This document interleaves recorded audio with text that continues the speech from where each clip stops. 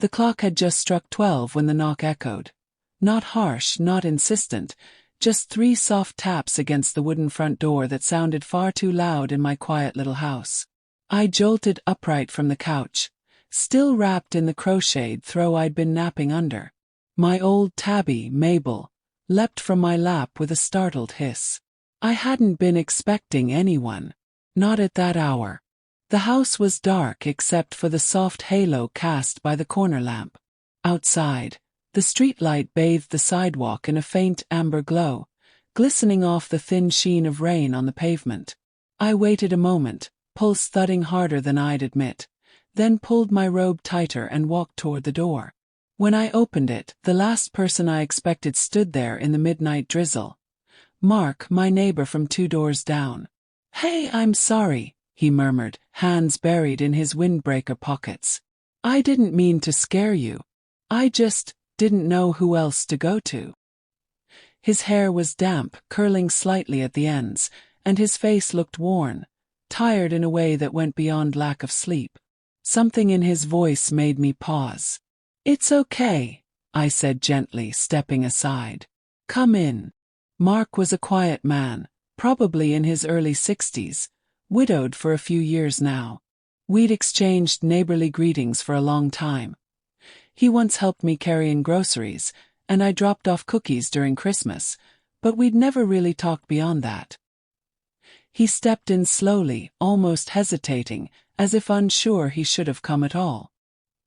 His sneakers squeaked faintly against the hardwood as he entered the warm stillness of my living room. I gestured toward the couch and went to the kitchen to make us both some chamomile tea. When I returned, he was sitting at the edge of the sofa, elbows on his knees, gazing at the unlit fireplace. I handed him a mug. "What's on your mind?" He took a sip, cupping the warmth in his hands like it was the only solid thing he had left. He exhaled as if he'd been holding it in for days. "I came across a box of Anne's things today. Photos, letters, just memories." His voice cracked slightly. "I thought I'd moved on, but tonight it all came back. The silence, the emptiness. I couldn't stay in that house a second longer." I nodded without rushing to respond. I understood that kind of loss. My husband, Michael, had passed almost 8 years ago. The pain dulls over time, but it never completely leaves you. "I'm glad you came," I said after a pause. "The night can feel heavier than it should." He looked at me, eyes watery but grateful. "You've always been kind. I'm sorry for showing up out of the blue." "We're neighbors," I replied, lowering my voice. "That means something. You don't have to apologize for needing company." We sat in silence for a while. Not the uncomfortable kind, but the kind that holds weight. The ticking of the wall clock, the soft patter of rain, the warm air between us. It all seemed to slow the world down. Then he let out a faint chuckle. "I almost turned back twice on the way here. Figured I looked ridiculous. Some old man who can't deal with a box of the past." "You don't look ridiculous," I said. "You look like someone who loved deeply." He looked at me again longer this time, like he was seeing me not just as the nice lady down the street but as someone who understood, someone who had lived through her own storm and come out the other side. "I didn't mean to unload all this," he said, leaning back. "You didn't unload. You shared," I corrected him. "And I'm here. I don't mind." He studied my face for a moment. Then something softened in his expression. It wasn't romantic, at least not yet, but it was something human, something honest. He stayed for about an hour talking about the garden he hadn't touched since she passed, about how life kept moving while his heart felt frozen in place. When he finally got up to leave, the rain had stopped. I walked him to the door, and we lingered there just a second longer than necessary. "Thanks, Emma," he said. "You're welcome any time," I replied. When I closed the door behind him, I leaned against it for a moment, something in me a little lighter than before. I didn't know what tomorrow would bring, but I felt something shift, not just in the room but inside me. The next morning, I found myself pausing by the window with my second cup of coffee, watching the sidewalk where he'd walked home. The rain was gone, and the earthy scent of morning after a drizzle hung in the air, reminding me of spring. I hadn't expected to see him again any time soon. Maybe not ever. It felt like one of those brief encounters people have in moments of vulnerability, then quietly pretend never happened. But just after noon, as I was trimming back the wild rose bushes by the porch, I heard his voice. "Morning, Emma." Turned. There he was at the foot of the walkway, holding a small paper bag and wearing that same sheepish grin that made me smile without trying. "Peace offerings?" I asked, half teasing. "Only if you like blueberry scones." "I love blueberry scones," I said. "Come sit. I'll put the kettle on." We sat on the back porch beneath the awning, the breeze rustling through the trees.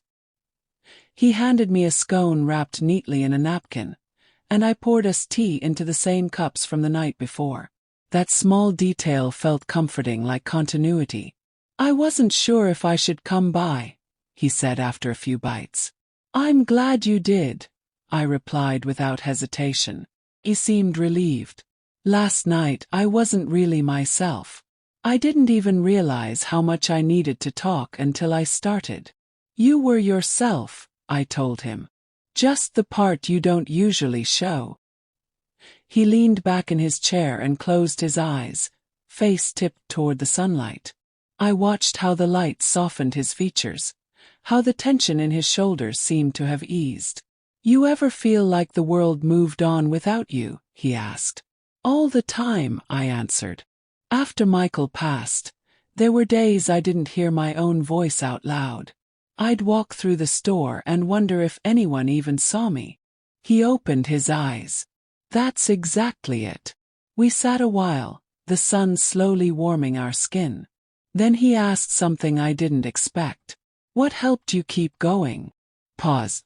"I think I just decided that even if the world didn't see me, I'd still see it. I started writing again. Planted a garden. Joined a book club mostly for the gossip. Little things, you know." He nodded, absorbing that. "What about you?" I asked. "What would and have wanted for you?" He exhaled slowly. "She would have wanted me to live. Not just exist, really live. She used to say the saddest thing would be if I forgot how. She sounds like she was one of a kind." "She was," he said, then paused. "But maybe she's not the only one who would have reminded me." The words hung in the air, delicate and unspoken. I didn't respond right away. My heart fluttered, not the way it did when I was young, but slower, easier, grounded. Later that day, after he'd gone, I went out to the garden. I dug into the soil and planted tulip bulbs where weeds had grown wild. There was something hopeful in that. Burying something with a belief it would bloom when it was ready. Maybe, just maybe, I would too. In the days that followed, the rhythm of my life shifted. Not dramatically, but gradually. Mark started stopping by more often, sometimes with muffins, sometimes just returning a borrowed book, sometimes no reason at all. We didn't always talk about loss. Sometimes we just watched birds or sipped tea without speaking. But something was forming, something slow and steady, not born out of loneliness but out of understanding. One evening after supper, I heard the familiar knock. 2 soft taps and a pause. I opened the door, and there he was again, this time holding a bottle of wine and 2 glasses. "I thought we might toast," he said with a grin. "To what?" I asked, stepping aside. "To tulips." I laughed. "Only if we're also toasting the weeds. I pulled a mountain of them today." We sat in the kitchen, wine between us. It was local, light, a little sweet. He raised his glass. "To gardens," he said. "To second chances," I replied. The conversation, as always with him, deepened as the night grew quiet. "I didn't think I'd meet someone who gets it," he said. "Not now." "Me neither," I whispered. "I thought all that was behind me," he admitted. "Now, think I was wrong. I think there's still more to feel. He reached out and took my hand. Not possessive, just gentle and sure. Startled me how right it felt. I know it sounds silly, he said. But being around you, it makes me feel like I can hope again. I looked at our hands and didn't let go. It's not silly, I said softly. It's real. He stayed longer that night. We didn't talk about the past or plan the future. We just sat on the porch under a shared blanket, listening to the night. When he stood to go, he lingered. Tomorrow, he asked. Tomorrow, I echoed. And as I closed the door, I caught my reflection in the mirror. My eyes looked brighter. Not because of him, but because of what I'd let back in. A week later, I found myself baking. Not because I needed to. 'Cause I wanted to. The house filled with cinnamon and sunlight. He was coming by to help in the garden, though we both knew it wasn't really about that anymore. When he walked through the gate, gloves on and grin wide, I met him with a plate of scones. You're full of surprises, he said. I'm just getting started, I smiled. We spent the afternoon pulling weeds and planting new roots. Later on the porch swing with the sun setting, he turned to me. I've been thinking, he said. Dangerous, I teased. He smiled, but his eyes were serious. I don't want to go back to what life was before. The silence, the pretending. I want to keep showing up if that's okay. I reached for his hand. I'd like that. We didn't need a kiss. Not yet. The moment was enough. Later, as the sky turned lavender and dusk settled over the garden, he spoke again. And used to say love isn't always loud. Sometimes it's quiet. But deeper. She sounds wise. She was. I think she'd have liked you. I think I'd have liked her too. And there in that quiet evening light, I felt something settle in me. Not everything was fixed. But something had begun. Something true.